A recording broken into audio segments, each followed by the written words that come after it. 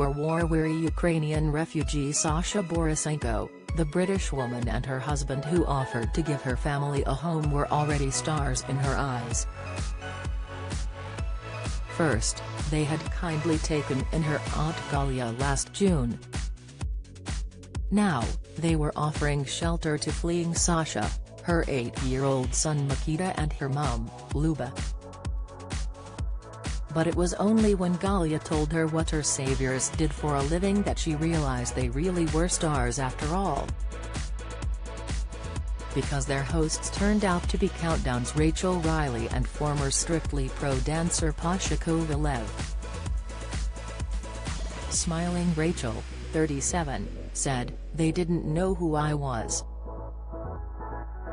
They had to YouTube Pasha and I." And Sasha, 35, added, "We're so grateful. Rachel and her family are the best people. It feels like we are at home." It was only when I came to the UK that Galia told us, "They are stars. That's our nickname for Rachel now. We call her a star." Rachel's desire to help Ukrainian refugees is driven by her own family history. Her great-great-grandparents fled anti-Jewish violence in Ukraine in the early 1900s. And Russian Pasha, 43, is also keen to show that not everyone from his country backs the war. Reflecting on how close she has become to her guests at their home in West London, mum of two Rachel said, "It feels like we have one big family. For our girls, it's like they've got a big brother in Mikita." A lawyer back in Ukraine, Sasha was forced to flee her home in Inner Hadar city, in the southeast, with Luba, 58, and Mikita in March last year after the Russians invaded. She said, "The explosions started on March 4 when the Russians tried to capture the nuclear plant near our home.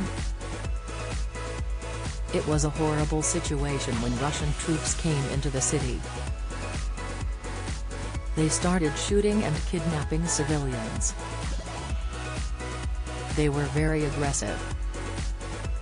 After almost a month, we realized that the fighting wasn't going to end and we had to leave. So I spoke to friends and looked on social media to find out how we could get out. It was then that Sasha became involved in a countdown very different to Rachel's.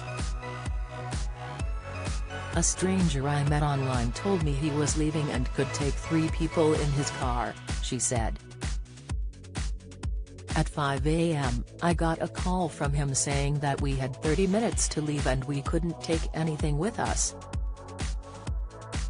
So Sasha, her mum and her son escaped to the west of Ukraine, before ending up in Slovakia, but with no chance of finding work. They kept in touch with Galia, 56, who had fled her home 700 miles west of Inner Hadar and managed to make her way to the UK.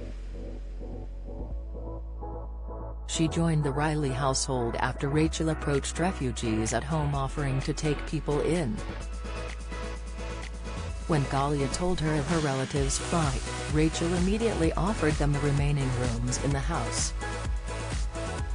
Now, Sasha says Mikita loves Rachel and has become like a son to her, adding that the two families have made many good memories and enjoy eating meals together.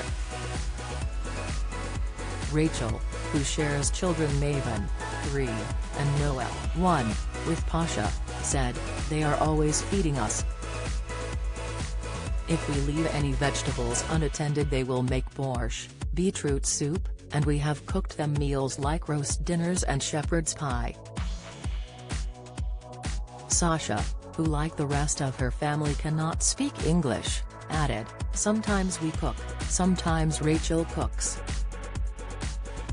We have learned how to prepare borscht using any ingredients. Rachel cooked roast beef for us and dishes we had never tried before. I don't even know the names of the dishes but they were very good."